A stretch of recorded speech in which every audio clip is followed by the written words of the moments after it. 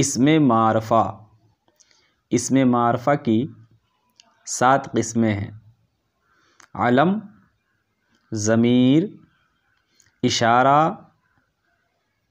موصولہ، مضاف، معہود اور منادی۔ السلام علیکم ورحمۃ اللہ وبرکاتہ۔ یہاں تک ہمارا ہو چکا ہے۔ آج ہم علم کی اقسام کو دیکھیں گے اور ضمیر کی اقسام کو دیکھیں گے، ٹھیک ہے؟ علم کی 7 قسمیں ہیں: اسمی، کنیت، لقب، خطاب، عرف، تخلص۔ اسمی کسے کہتے ہیں؟ اسمی وہ علم ہے جس کو والدین نے یا بزرگوں نے مقرر کیا ہو۔ اسمی علم کسے کہتے ہیں؟ علم نام کو کہتے ہیں نا، تو یہ نام جو ہے یہ 6 قسم کے نام ہوتے ہیں۔ ایک ہے اسمی۔ اسمی وہ علم یعنی وہ نام، وہ علم جس کو والدین نے یا بزرگوں نے مقرر کیا ہو، رکھا ہو۔ اب وہ کسی انسان کا بھی نام ہو سکتا ہے، کسی جگہ کا بھی نام ہو سکتا ہے اور کسی چیز کا بھی نام ہو سکتا ہے۔ جیسے جگہ کا نام جیسے پٹنہ، اور انسان کا نام جیسے احمد، ٹھیک ہے؟ کنیت کسے کہتے ہیں؟ کنیت وہ نام ہے جس سے پہلے لفظ ابو یا ابن یا یا بنت لگا ہو۔ ابو کا معنی باپ، ابن کا معنی بیٹا، کا معنی ماں اور بنت کا معنی بیٹی۔ جیسے ہم کہتے ہیں ابو احمد یعنی احمد کا باپ، ابو احمد کا باپ، ابن احمد احمد کا بیٹا، احمد احمد کی ماں اور بنت احمد احمد کی بیٹی۔ تو اس بندے کو نام سے نہ پکار کر کے جو ہے نام کی جگہ، اصلی نام کی جگہ رشتہ دار کے تعلق سے پکارا جائے تو وہ کنیت کہلاتا ہے، ٹھیک ہے؟ کوئی جیسے مثال کے طور پر کوئی احمد کا بیٹا ہے، احمد کا ایک بیٹا ہے، اس کا نام ہے خالد، تو ہم خالد کو خالد کہہ کے نہیں پکارتے ہیں بلکہ کہتے ہیں ابن احمد، اے ابن احمد یہاں آؤ۔ ابن احمد یعنی خالد کا بیٹا، خالد کا جو ابن احمد یعنی خالد، تو ہم خالد کو خالد کہہ کے بھی پکار سکتے تھے، اے خالد یہاں آؤ، لیکن ہم کیا کہہ رہے ہیں؟ اے ابن احمد یہاں آؤ، یعنی ابن احمد یعنی خالد احمد کا بیٹا ہے، ٹھیک ہے؟ تو اس کو کیا کہتے ہیں؟ کنیت کہتے ہیں۔ یعنی کنیت وہ نام ہے جس سے پہلے ابو لگا ہو، ابن لگا ہو، لگا ہو یا بنت لگا ہو، ٹھیک ہے؟ تو وہ کنیت کہلاتا ہے۔ اس کے بعد خطاب، لقب نہیں، لقب ہے۔ لقب کسے کہتے ہیں؟ لقب وہ اسم ہے جس سے کسی شخص کی کوئی خاص صفت ظاہر ہو۔ جیسے کسی کی آواز اچھی ہے تو لوگ اسے بلبلے بہار، بلبلے ہندوستان کہنے لگتے ہیں، یعنی آواز اچھی ہے تو اس میں ایک صفت ہے کہ اس کی آواز جو ہے اچھی ہے، تو اس بنا پر لوگ جو ہے بلبلے ہندوستان کہنے لگتے ہیں۔ یا کوئی بہت بہادر ہے، بہار میں وہ سب سے بہادر ہے تو کہتے ہیں شیر بہار۔ ہندوستان میں سب سے بہادر کوئی آدمی ہے، وہ سب سے زیادہ بہادر ہے ہندوستان میں، تو کہتے ہیں شیر ہندوستان وغیرہ۔ تو اس کی جو ہے اس میں شیر والی ایک صفت ہے، شیر میں بہادری ہے، اس میں بھی بہادری ہے، تو اس بنا پر اسے جو ہے لوگ کہنے لگتے ہیں کہ یہ بہادر ہے، شیر بہار یا شیر ہندوستان وغیرہ۔ تو اسے کیا کہتے ہیں؟ لقب کہتے ہیں۔ جیسے حضرت علی کو کیا کہا جاتا ہے؟ حیدر کرار یا شیر خدا، تو یہ لقب ہیں، یہ سارے کیا ہیں؟ القاب ہیں، ٹھیک؟ بات سمجھ میں آ گئی؟ آگے چلتے ہیں۔ تو شیر بہار، ٹھیک ہے؟ شیر خدا، شیر خدا۔ خطاب کسے کہتے ہیں؟ تو خطاب وہ اسم ہے جو کسی خاص وصف کی بنا پر سرکار کی طرف سے دیا جائے، گورنمنٹ کی طرف سے، سرکار کی طرف سے، حکومت کی طرف سے کوئی خطاب ملے جسے ہم ایوارڈ کہتے ہیں۔ جیسے دیش رتن دیا جاتا ہے، بھارت رتن وغیرہ، تو وہ کیا کہلاتا ہے؟ خطاب کہلاتا ہے، دیش رتن۔ اس کے بعد عرف کسے کہتے ہیں؟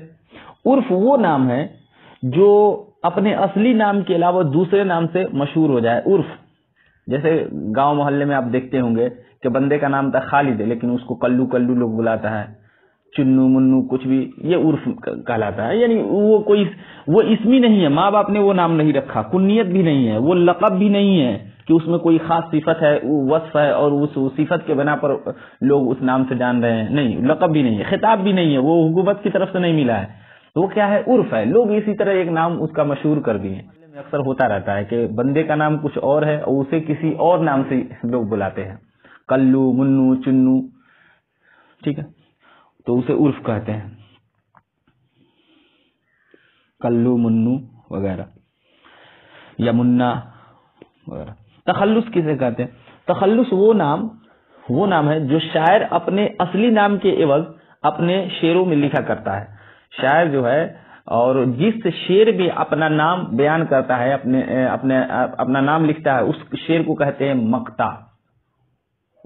مقطع. وہ آخر میں بیان کرتا ہے، ٹھیک ہے، وہ آخر میں بیان کرتا ہے تو اس شعر کو کہتے ہیں مقطع. اور اس مقطع میں شاعر جو اپنا تخلص بیان کرتا ہے، جو اپنا نام بیان کرتا ہے، اسے تخلص کہتے ہیں. تو تخلص کیا ہے؟ تخلص وہ نام جو شاعر اپنی شاعری میں ذکر کرتا ہے. جیسے اسد اللہ خاں غالب، نام کیا ہے؟ مرزا اسد اللہ خاں غالب. ان کے تمام اشعار کو آپ اٹھا کر کے دیکھیں تو تخلص کیا رکھتے ہیں؟ غالب. جیسے ہے نہیں، موت آتی نہیں کہیں غالب، کب تک افسوس زیست کا کیجیے. ٹھیک، تو یہ تخلص کا رہتا ہے. میر تقی میر کیا استعمال کرتے ہیں؟ میر استعمال کرتے ہیں. میر غالب صاحب غالب استعمال کرتے ہیں. تو اسمی، کنیت، لقب، خطاب، عرف، تخلص، یہ علم کی اقسام ہے. اب دیکھتے ہیں ہم ضمیر کو. تو ضمیر کی 5 قسمیں ہیں. کتنی؟ 5 قسمیں ہیں.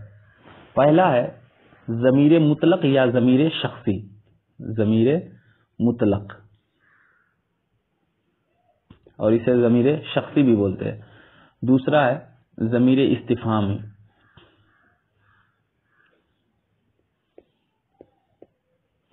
اور تیسرا ہے ضمیر اشاری. اور چوتھا ہے ضمیر موصولی. اور پانچواں ہے ضمیر تنکیری.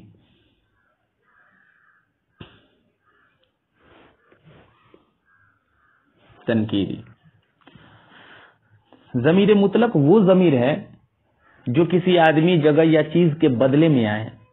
ٹھیک ہے، کسی چیز کے بدلے میں، کسی آدمی کے بدلے میں، کسی جگہ کے بدلے میں استعمال ہو.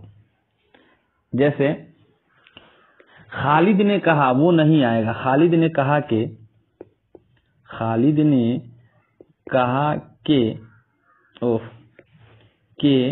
وہ نہیں آئے گا.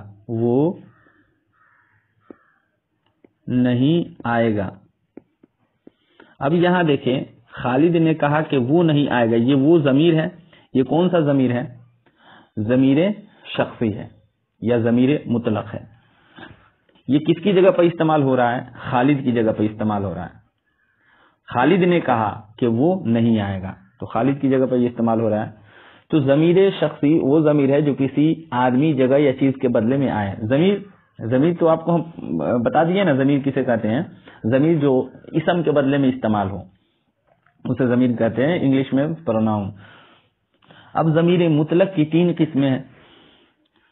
غالباً سبھی لوگ جانتے ہیں. ضمیر وہ فرسٹ پرسن اور سیکنڈ پرسن اور تھرڈ پرسن، یعنی متکلم، حاضر اور غائب. 3 قسمیں: متکلم، حاضر اور غائب. یہ 3 قسمیں ہیں ضمیر کی. متکلم یعنی فرسٹ پرسن، اور حاضر یعنی سیکنڈ پرسن، اور غائب یعنی تھرڈ پرسن. متکلم یعنی ہم، میں اور ہم. اور حاضر جیسے تو یا تم. غائب جیسے وہ یا وہ لوگ، وہ سب. ٹھیک ہے، یہ غائب کی ضمیر ہے. اس کے بعد ہے ضمیر استفہامی. استفہام یعنی سوال پوچھنا. استفہام وہ ضمیر ہے جو کسی آدمی، کسی چیز یا کسی بات کو دریافت کرنے کے لیے، یعنی پوچھنے کے لیے استعمال کیا جائے. وہ کیا ہے؟ وہ کون سا ضمیر کہلاتا ہے؟ ضمیر استفہامی. جیسے کون آیا.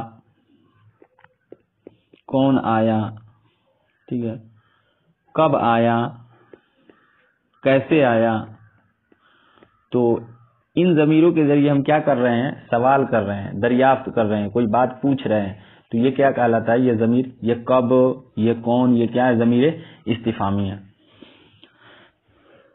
ضمیر اشاری وہ ضمیر ہے جس کے ذریعے کسی کی طرف اشارہ کیا جائے، جس کے ذریعے کسی کی طرف اشارہ کیا جائے، جیسے وہ آیا، وہ آیا، ہم وہ کے ذریعے کیا کر رہے ہیں؟ اشارہ کر رہے ہیں۔ یہ گیا، یہ کے ذریعے ہم کیا کر رہے ہیں؟ اشارہ کر رہے ہیں، یہ گیا۔ وہ آیا تو ہم کیا کر رہے ہیں؟ اشارہ کر رہے ہیں، تو یہ ضمیر اشاری ہے۔ اب ہے ضمیر موصولی۔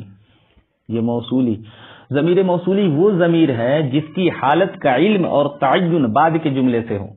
سمجھ میں آئے گی، جیسے جس نے مجھ کو